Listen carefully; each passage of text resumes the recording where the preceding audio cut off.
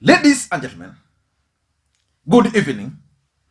It is my hope and prayer that this video is going to find you guys in good health. Personally, I'm fine. The weather in Kisumu is today a bit cold, and I want to thank the Royal Dental Clinic for this wonderful wood, which is now handy. You can always check them out. Alpha House in Kisumu, 3rd floor. Raila Odinga today received a major boost in his bid of becoming the next president of the Republic of Kenya. Mwangi Wa Iria, the Murang'a governor, who was also one of the presidential candidates, officially endorsed his bid for the presidency. That usawa na Azimio zinaungana. Na it will be Baba, Mother, and the Son. The Son has come. Itakuwa nini? Itakuwa ojeni. Itakuwa Baba, Mother, and the Son. And the Son has said it. Yes. Who else can say what the Son has said? The Son cannot mislead the family. The Son cannot. We must inherit the gains. So kuanzia sasa hapa Central ni Baba, Mother, and the Son. That move by Mwangi Wa Iria, in my view, is significant politically speaking. So I want us to do a critical analysis. But before we do that, in case you are watching this channel for the first time, I want you to take a second or two.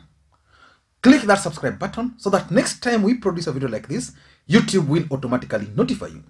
And to the subscribers, I want to continue thanking you guys for your continued support, because without that support, this channel cannot be where it is. And the request I always make, please give this video thumbs up. I know the presidential debates for the running mates is up, but I know most of you are also waiting for this particular video. Why is the move by Mwangi Wa Iria to join Raila Odinga significant? I've always opined that politics is a game of numbers, real or perceived. And personally, I see the hands of President Uhuru Kenyatta in Mwangi Wa Iria's move to join Raila Odinga. Initially, I believed that the idea of having Mwangi Wa Iria run for the presidency was to help in splitting the Kikuyu voting bloc.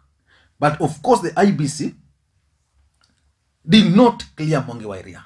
So Mwangi Wa Iria has now decided to join Raila Odinga. I'm fighting myself very closer to the high, and that is the only way we can help our people. If I get to cabinet, we shall resolve all the issues. I will perpetuate all the programs which I have. We shall protect and multiply them and take them to other regions, because I have the knowledge, I have the know-how, and I have the support of my people. Now let us look at the numbers. According to IBC figures, Murang'a has 628,416 registered voters. That's huge. William Ruto and his team today released an opinion poll. In that opinion poll, they are projecting that William Ruto is going to get 77% of those votes, and Raila Odinga is going to get 20% of those votes. I am sure with the entry of Mwangi Wa Iria into Raila Odinga's camp, Raila Odinga's figures are likely to shoot. I'm looking at close to 10%, and I'm going to explain why. And in the last election, President Uhuru Kenyatta got over 95% of the votes in Murang'a. But why is the move by Mwangi Wa Iria a huge boost for Raila Odinga? Number one, county structure. Mwangi Wa Iria is the governor for Murang'a. According to the devolution structures, most governors have structures from the sub-county admin, ward administrators, going down up to village administrators. Now, those structures by the governors are people who believe in the governor. Mwangi Wa Iria has been the governor for 2 good terms, which means he has already laid the structures down on the ground. Raila Odinga would use these structures, for example, when he's campaigning. Assuming Raila Odinga will be planning any tour of Murang'a in the near future, alongside Mwangi Wa Iria, one thing you should expect is that Mwangi Wa Iria alone will be able to mobilize the grounds for Raila Odinga using the county structures. For example, he will only send a message to his sub-county admin, who will then send to ward administrators, who will then send to his structures on the ground. So the rallies would basically be huge. The other way you should look at it is the agents. The truth of the matter is that Governor Wa Iria, having contested 2 times, means he has his own people down there. People who would listen to him. Whether they are 10%, whether they are 20%, these people will go with him. So if Raila Odinga would want to have agents, Mwangi Wa Iria will easily deploy the people who worked for him before to serve as agents. So these county structures, or the governor structures, is what Raila Odinga needs. And that's why when William Ruto went for MPs, Raila Odinga and President Uhuru Kenyatta opted for the governors, because governors deals directly with the people at the grassroots level. In the mountain, Raila Odinga has the governor for Murang'a. He has the governor for Meru. Which other governor? The governor for Kiambu. Kirinyaga is out. Nyeri is out. Tharaka Nithi is out. So those governors and their structures is what Raila Odinga and President Uhuru Kenyatta will need going forward. Number 2 is perceptional value. That entry is going to add what I normally refer to as perceptional value. Politics is a game of numbers. The numbers are always real or perceived. Like right now we are saying Mwangi Wa Iria is joining Raila Odinga. And we are assuming that he's going to join Raila Odinga with his team. Whether the team is going to join him or not is something we can't tell. But if you look at the mountain, Mwangi Wa Iria is basically a high-profile individual who has joined the team. So if there are people who are still undecided, then the fact that Mwangi Wa Iria has now joined Raila Odinga means that those people can easily join Raila Odinga. So he's joining Raila Odinga and he brings on board with him perceptional value. Perceptional value is important for politics. For example, William Ruto has Okoth Obado on his side.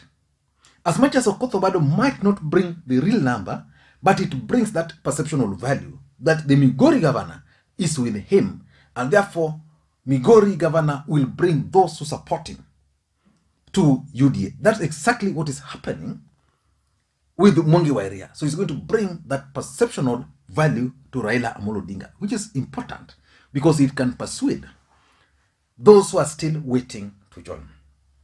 Number 3, I also tend to think that Uhuru Kenyatta is generally behind this move by Mwangi Wa Iria to join Raila Odinga. Uhuru Kenyatta is very strategic in his approach to this campaign. For those who follow President Uhuru Kenyatta very closely, Uhuru Kenyatta understands the mountain and their voting patterns, what they can do and what they cannot do. He knows where the votes are. Uhuru Kenyatta understands that in the mountain, the votes are with the elders, the votes are with the Akorino, the votes are with the women. So he's doing that. And to consolidate these votes, Uhuru Kenyatta is crafting county team leaders for Raila Odinga. If you go to Kirinyaga, Uhuru Kenyatta now has Martha Karua. So Martha Karua is tasked with delivering Kirinyaga. which means that Kirinyaga County, because Martha Karua is the running mate, are expected to vote for Raila Odinga. So if Kirinyaga County will give Raila Odinga 50% of the votes, they are sorted. Uhuru Kenyatta is sorted. His schemes are achieved. Then you go to now Murang'a. He has now Mwangi Wa Iria.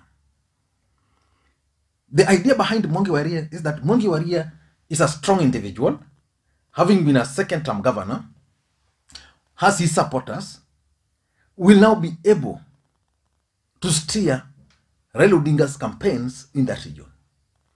So if Raila Odinga without Mwangi Wa Iria, according to William Ruto's own projection, is 20.6%. With Mwangi Wa Iria, that figure is now projected to be either 35% or beyond. Then you go to Kiambu, where Uhuru Kenyatta comes from. In Kiambu, Uhuru Kenyatta has tasked Governor Nyoro to take charge, and is also pushing from behind. Then you go to Meru, where there's Peter Munya, who is going to take a lead in that campaign. So the idea behind, sorry, not Peter Munya, okay, Peter Munya and Kiraitu. So I'm trying to imagine that a combination of Peter Munya and Kiraitu Murungi will not be able to deliver Meru, which William Ruto and his team are projecting that Raila Odinga will only get 22%. Then he goes to Nyeri, he's depending on Mutahi Kagwe.